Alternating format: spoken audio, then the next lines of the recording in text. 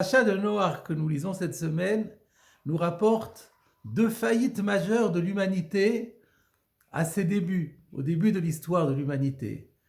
La première faillite morale et religieuse est celle de la génération du déluge, et la seconde est celle de la génération de la tour de Babel. La deuxième attire beaucoup moins notre attention que la première, pour trois raisons.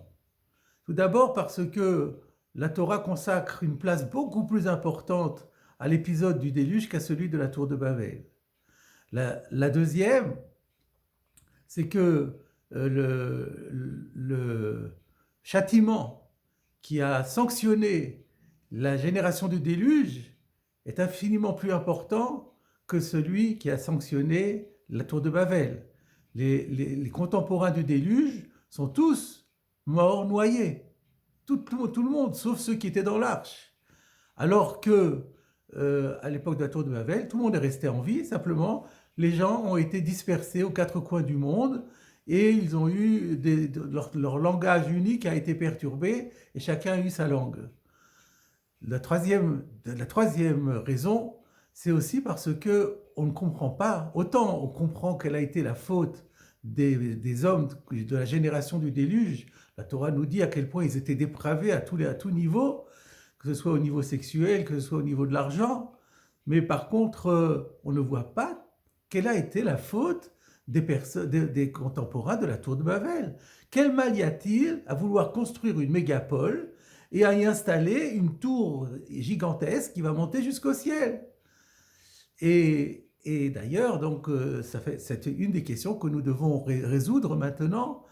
Et il y a encore d'autres questions qui se posent. Quel est le lien entre la faute, si faute il y a, et cette sanction qui a été la division de l'humanité en plusieurs peuples? Et puis aussi, quelle est la raison pour laquelle, en préambule, la Torah nous dit que, à cette époque, les gens ont fabriqué des briques. Et ensuite, ils ont dit, on va construire une ville. Mais pourquoi nous parler de ces briques qui ont été fabriquées? Concernant la faute de cette génération, le Talmud, dans Sanhedrin, page 109a, donne un certain nombre d'explications qui se rejoignent plus ou moins. Nous retiendrons aujourd'hui la centrale. La centrale nous dit qu'il y avait trois groupes. Le premier groupe qui avait comme objectif d'utiliser la tour de Babel. Le premier groupe disait, nous allons nous installer tout en haut de la tour. Le deuxième groupe disait, non, nous allons y célébrer un culte idolâtre. Et le troisième groupe disait, non, nous allons y mener la guerre. Et les commentateurs disent, la guerre contre qui? La guerre contre Dieu. Là encore, ces trois explications demandent elles-mêmes à être décryptées. Et donc, je voudrais vous proposer l'explication suivante. C'est que nos sages ont voulu, avec ces trois groupes, nous montrer trois modalités différentes d'attitudes qui sont opposées à Dieu, et nous faire en même temps constater que des attitudes d'hostilité à Dieu contemporaines auxquelles nous pouvons être confrontés existent en réalité depuis la nuit des temps. Ainsi, le premier groupe qui disait « nous allons les installer tout en haut de la tour », cela veut dire « Dieu n'existe pas, l'homme est maître de son destin et l'homme est maître du monde ». C'est l'athéisme et l'existentialisme poussés à l'extrême. Le deuxième groupe, lui, aussi récuse l'existence de Dieu, mais il va substituer à Dieu d'autres transcendances auxquelles il va se soumettre et qui vont déterminer son existence. Comme aujourd'hui, on peut trouver également des adeptes des groupes sectaires, des mouvements sectaires, ou bien encore de diverses idéologies, ou bien encore ceux qui pratiquent le culte de l'argent, ou encore, même on pourrait dire ceux qui sont frappés d'addiction, addiction au tabac, à l'alcool, à la drogue, et encore d'autres types de comportements ou d'institutions que l'on sert et dont auxquelles on se soumet complètement. Ainsi, nous voyons que ces trois modèles existent jusqu'à présent. Le troisième groupe, qui dit qu'il va combattre contre Dieu, est expliqué par la Kabbale en disant que c'est la dernière des sphérotes, des sphères de la Kabbale qui est la royauté, à laquelle ils se sont attaqués. Ce qui veut dire en clair qu'ils ont reconnu l'existence de Dieu, mais ils ont dit, oui, mais Dieu, il ne s'intéresse pas au monde ici-bas. Le monde ici-bas, il n'intervient pas du tout. Et donc, il est livré, il nous est livré, et nous pouvons y faire ce que nous voulons. Et c'est ça, s'attaquer à la royauté de Dieu.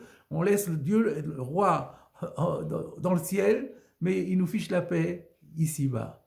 Voilà les trois modalités. Et alors, on va pouvoir comprendre pourquoi on parle des briques.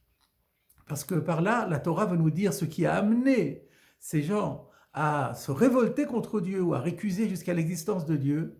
C'était justement la découverte de la fabrication de la brique. La brique était a constitué un bond de la technique, un véritable bond de l'humanité, un bond immense de l'humanité, qui a inventé une technique de maçonnerie. Et les gens se sont dit, nous avons la capacité de percer tous les secrets de la nature. Et si nous le faisons, nous allons être tout puissants et nous allons être immunisés contre tous les dangers. Et nous n'avons pas à avoir peur de Dieu. C'est cela, le danger du progrès technique, de l'orgueil et insensé qu'on peut avoir suite au progrès technique. C'est cela que la Torah a d'ores et déjà voulu condamner. Il nous reste alors à expliquer, mais quel est le lien avec la punition?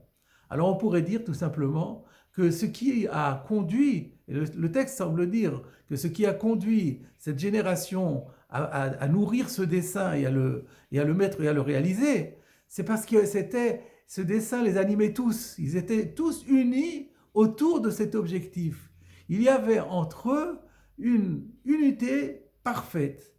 C'était, comme le dit le texte, ils formaient tous un seul peuple et ils parlaient tous la même langue. Et ils avaient tous le même projet.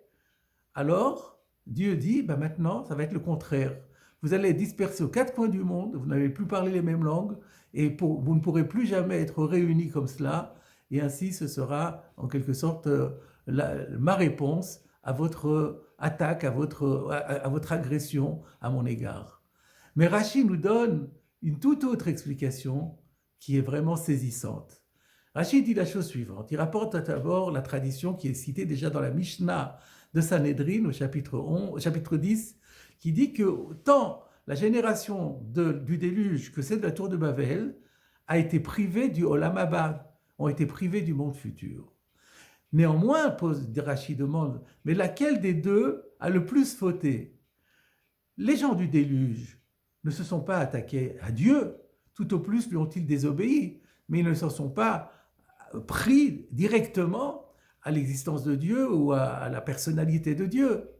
Contrairement à la génération de la tour de Babel qui a directement agressé le principe divin. Et pourtant, qu'est-ce qu'on constate? On constate que la génération du déluge a été complètement anéantie, alors que la génération de la tour de Babel a simplement été dispersée aux quatre coins du monde. Comment cela est-il possible? Réponse du Midrash rapporté par Rashi en des termes très très très beaux, c'est que la différence était là.